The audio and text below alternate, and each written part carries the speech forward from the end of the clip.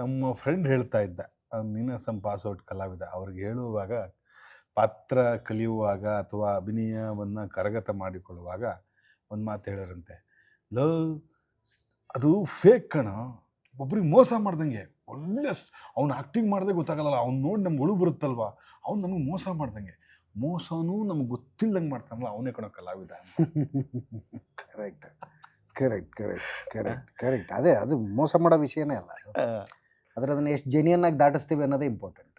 ನೀವು ಅದನ್ನು ನಂಬಿಸ್ಬೇಕಲ್ಲ. ಕತೆ ಹೇಳುವಾಗ ಹಾಗೆ ಅಲ್ಲ, ನೀವು ನಂಬಿಸಿ ಕತೆ ಹೇಳ್ತಿರಲ್ಲ. ನಮ್ಮ ಅಜ್ಜಿ ಹೇಳುವಾಗ ಕತೆನ ಅವರು ಹಾಗೆ ಕತೆ ಕಟ್ಟಿ ನಂಬಿಸ್ತಾ ನಂಬಿಸ್ತಾ ನಿಮಗೆ ಹೇಳ್ತಾ ಇದ್ರು. ಈ ಪಾತ್ರ ಮಾಡೋದು ಅಂದರೆ ಪಾತ್ರದ ಮುಖಾಂತರ ಒಂದು ಕತೆ ಹೇಳ್ತಾ ಇರ್ತಾರಲ್ಲ ನಿರ್ದೇಶಕರು, ಅದನ್ನು ನಾವು ಹೆಂಗೆ ನಂಬಿಸ್ತೀವಿ ಅನ್ನೋದೇ ಅಭಿನಯ. ನಿಮಗೆ ನಂಬಿಸಿದ ಹೆಂಗೆ?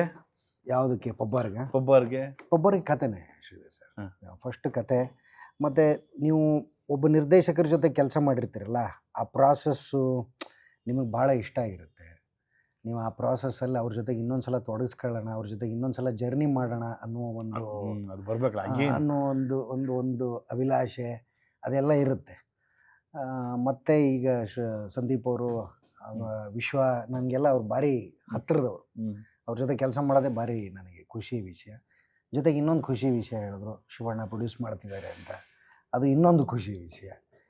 ಸೊ ಹಂಗಾಗಿ ಕಥೆ ಅದಾದಮೇಲೆ ಇವರಿಬ್ಬರು ಜೊತೆಗೆ ಮಾಡಿರೋ ಒಂದು ಪ್ರಾಸೆಸ್ಸು, ಜೊತೆಗೆ ಪ್ರೊಡಕ್ಷನ್ ಹೌಸು ಎಲ್ಲ ಸೇರಿ ನಿಮಗೆ ಮಾಡೋಣ ಬನ್ನಿರಿ ಅನ್ನಂಗೆ.